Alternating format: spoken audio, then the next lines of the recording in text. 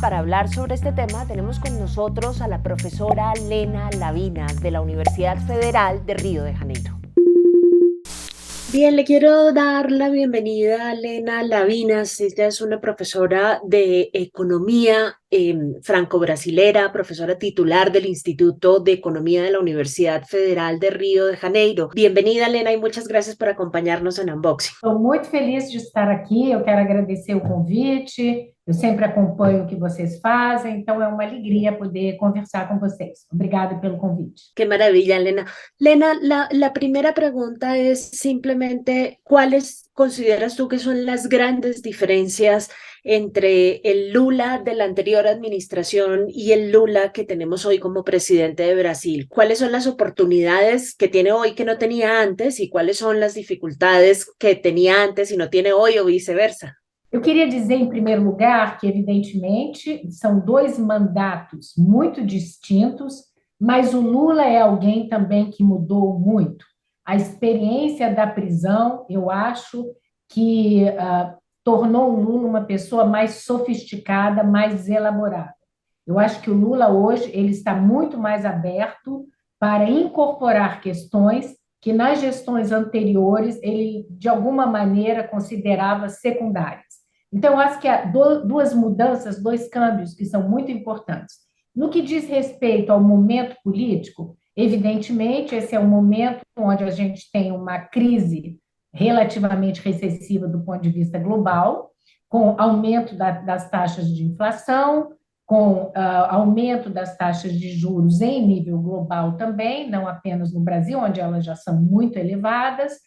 A gente teve uma crise do ponto de vista da oferta, então é uma inflação de oferta por causa da pandemia, que desorganizou as cadeias de valor por causa da guerra na Ucrânia. Isso agora está mais ou menos se resolvendo, mas, ao mesmo tempo, nós estamos num momento de reestruturação produtiva, reestruturação das sociedades, dos modelos sociais, em razão da questão da crise climática.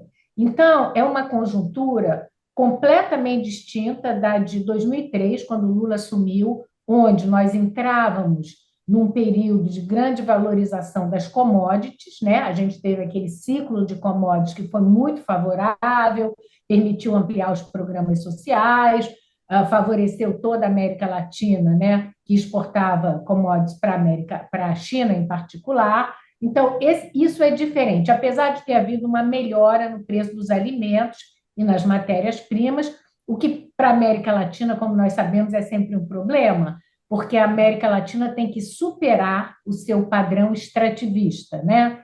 O Chile, enfim, Peru, Equador, inclusive o Brasil, a Argentina, nós hoje somos países essencialmente exportadores de matérias-primas, né? A indústria no Brasil recuou muito, como você sabe, ela hoje é por volta de 11% só do PIB.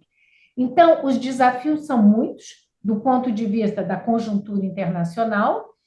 Do outro lado, né, a gente vem de um momento de grande desestruturação das instituições no Brasil, as instituições que sempre organizaram, né, as relações entre os poderes e aquelas instituições que eram responsáveis pelas políticas públicas, a política de saúde, a política de educação. Então, a gente passou por um momento de profundo desmantelamento do Estado brasileiro. E, portanto, como colocou o Lula e o governo nessa conjuntura, estamos num período de reconstrução, com menos recursos, numa transição que exige mais investimento, com baixo crescimento. Então, são conjunturas diferentes do ponto de vista interno, onde nós temos também, hoje, um fenômeno novo que, à época, nós desconhecíamos, embora ele talvez existisse, para começar, que é uma extrema-direita organizada no Brasil. Não é apenas uma direita, é uma extrema-direita organizada, armada, porque a gestão do governo Bolsonaro foi uma gestão de favorecimento do autoarmamento. Hoje existem 3 milhões de armas em mãos de pessoas que não são a polícia no Brasil, 3 milhões de armas. Hoje, os colecionadores de armas, atiradores, eles têm mais armas, eles têm eles são 700 mil pessoas. Se você olhar o Exército no Brasil, o Exército tem 360 mil pessoas. Então, existe mais gente com armas no Brasil hoje do que o Exército e do que a polícia. E isso é um problema. Y sobre eso, Lena, una pregunta relacionada con ese último punto sobre la derecha y la interacción. Eso ciertamente es nuevo. Esa derecha no era una derecha a la que se había tenido que enfrentar Lula en el pasado. ¿Cómo ves el estado de la democracia brasilera en este instante? Y cómo crees que se va a desenvolver Lula en un escenario tan adverso, no solamente por el estado de la derecha por fuera de los poderes públicos, sino además por la presencia también en el Congreso? Claro, você tem toda a razão, Sandra. A gente tem um fenômeno novo que é não só uma direita organizada, mas uma direita radicalizada. Nós sabemos que essa direita sempre existiu, apoiando golpes militares, mas ela veio num crescendo a partir das revoltas de julho de 2013, as jornadas de julho, onde a população foi para a rua reivindicar melhoras, e ali houve uma mudança de eixo, e a reivindicação, a revolta passou para as mãos da direita e não dos movimentos de esquerda.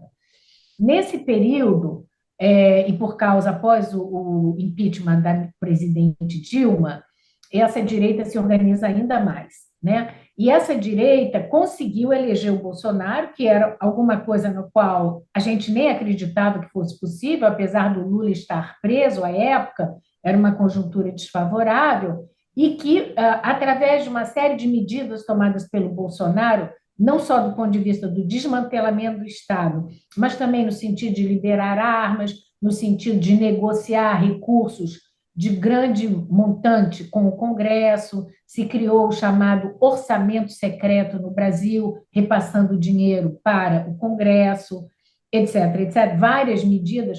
O bolsonarismo trouxe com ele um novo conservadorismo social. E esse conservadorismo social conseguiu reunir também outras forças populares. Então, se você olhar as eleições do ano passado, onde o Lula ganhou a presidência, felizmente, numa grande frente ampla, foi uma frente entre o primeiro e o segundo turno, né, que nós tivemos.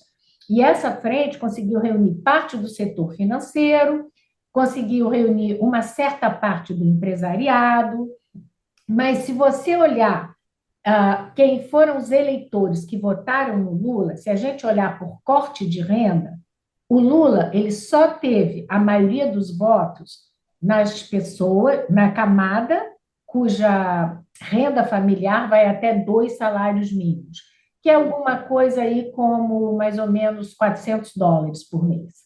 Todas as outras faixas de renda, até as mais altas, o Bolsonaro ganhou nessas outras faixas. Você sabe que o Lula só ganhou por 2 milhões de votos. Mas houve uma mudança no segundo turno, com a adesão, por exemplo, da Marina Silva, que apoiou o Lula, embora houvesse uma rusga, né, um conflito antigo entre eles. Ela havia deixado o governo Lula com divergências sobre a política ambiental. Ela voltou, ela hoje é ministra do Lula. Houve também uma outra candidata do centro-direita, a Simone Tebet, que também apoiou o governo, hoje é ministra do Planejamento.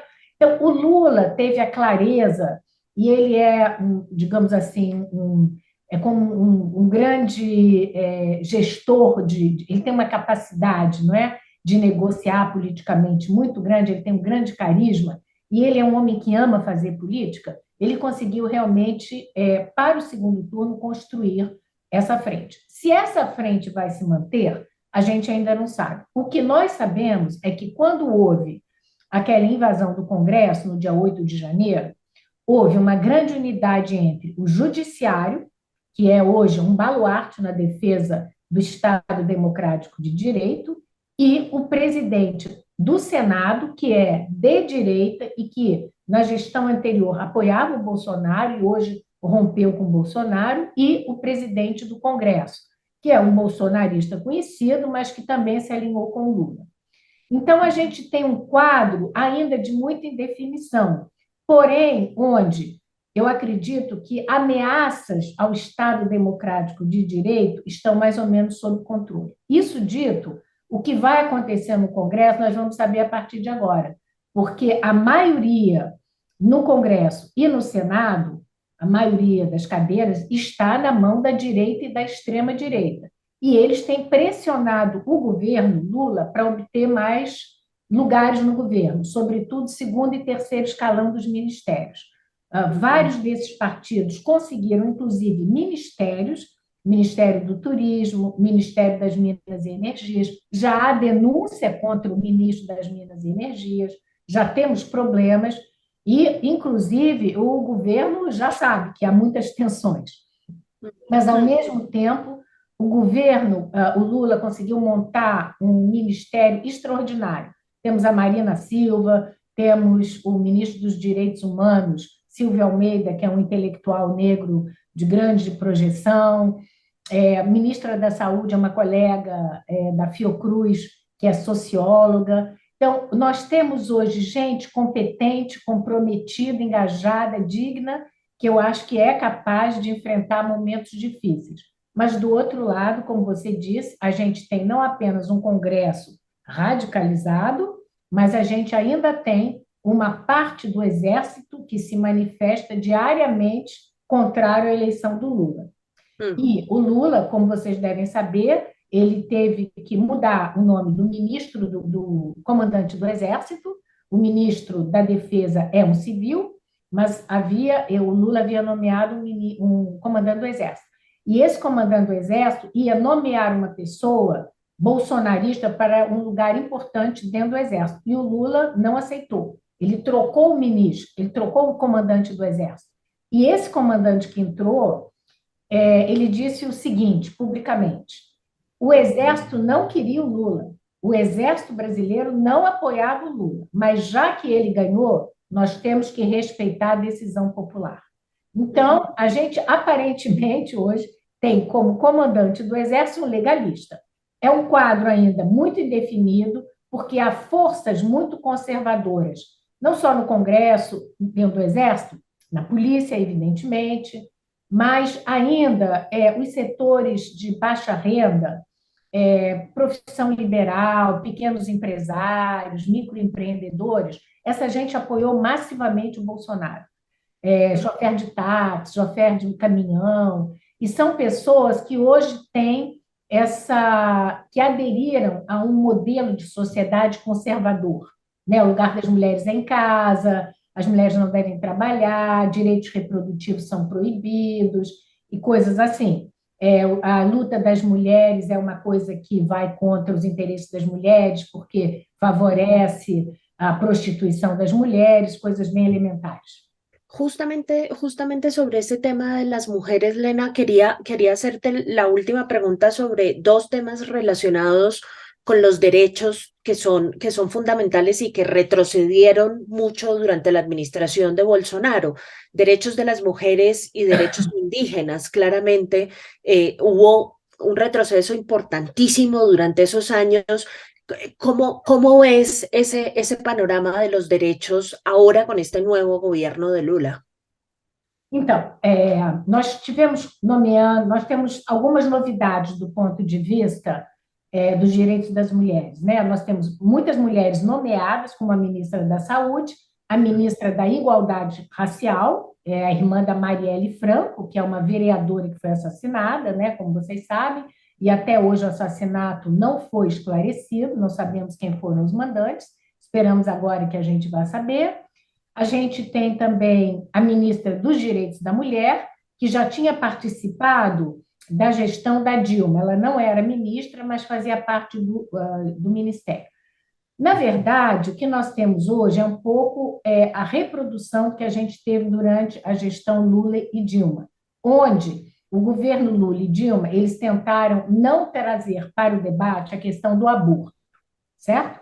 Isso dito, inclusive durante a gestão da presidente Dilma voltou atrás em algumas medidas de saúde pública que protegiam o acesso ao aborto nas condições previstas em lei, que é estupro, que é criança que nasce sem cérebro, né, com doenças que não podem ser recuperadas, e também risco de vida para a mãe. Então, são essas três condições que permitem justamente que haja aborto no setor público, tá certo? Legal.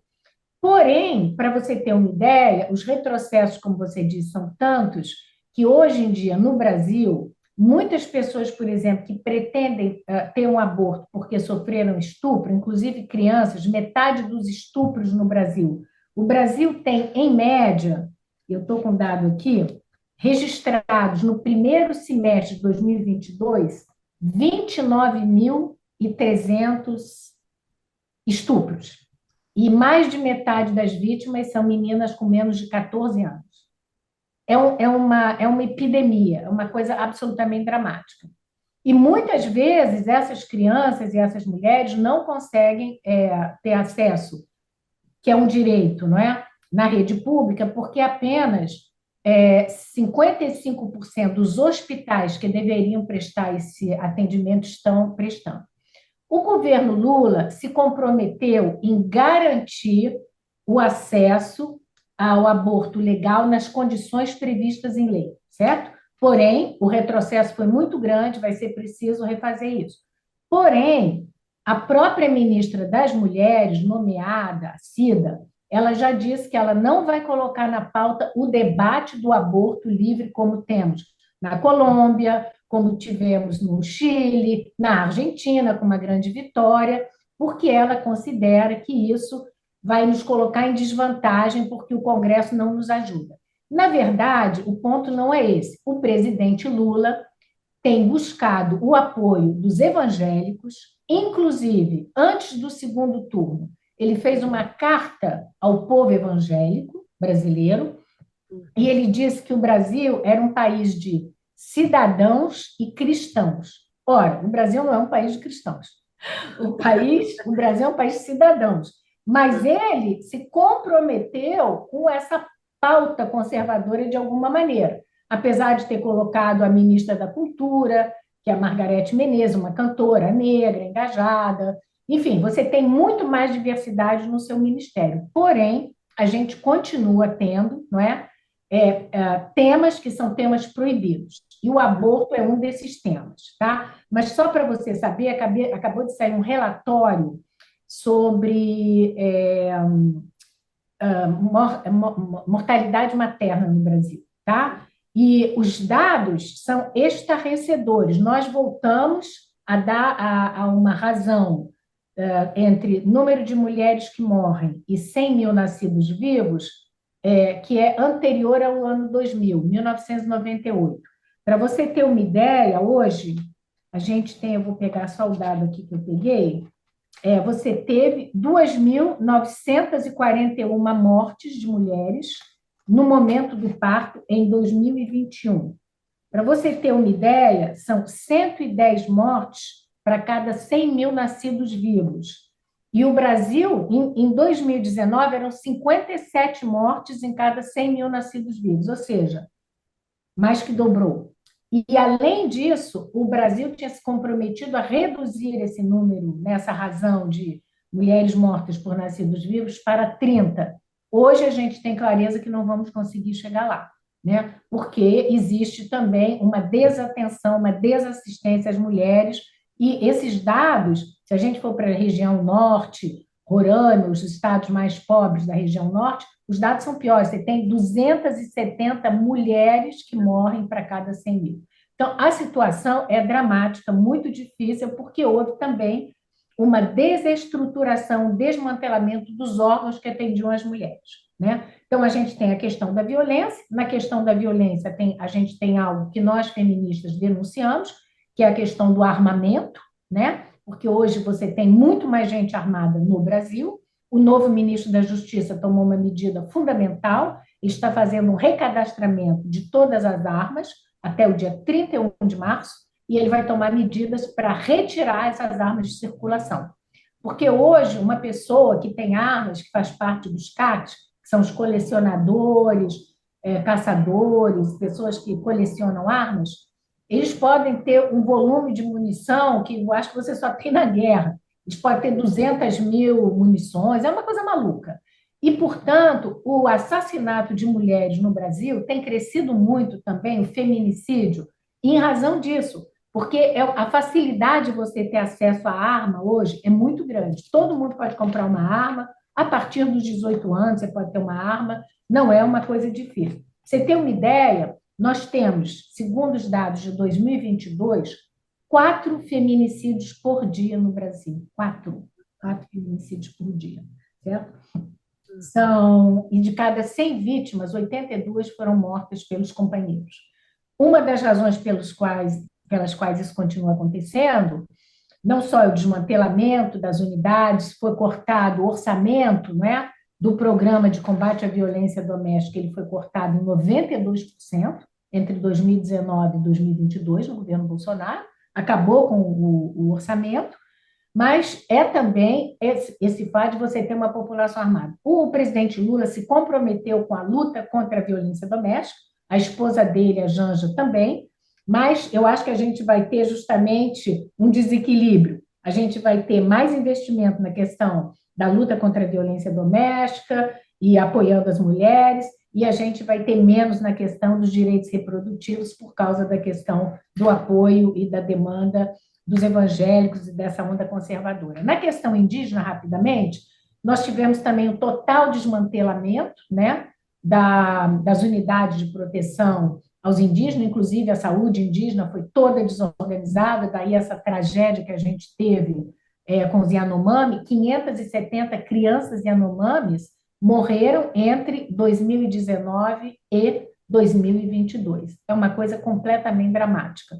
Isso não foi por acaso. Agora, isso é reflexo do que a gente tem na América Latina inteira, que é a questão do extrativismo, né? Hoje são áreas, os territórios indígenas, são áreas invadidas pelas mineradoras, pelos garimpeiros, ilegais, que fazem o que querem, que estupram crianças, que matam, que são armados, e, portanto, o governo brasileiro agora organizou uma grande força-tarefa para enfrentar isso. Eu acho que há grandes novidades. Eu acho que, por exemplo, a política indígena, que foi relativamente bastante desvalorizada na gestão Lula-Dilma, sobretudo a Dilma, como você sabe, ela construiu a barragem Belo Monte, e essa barragem levou ao deslocamento de mais de 40 mil indígenas, que perderam suas terras, seu modo de vida.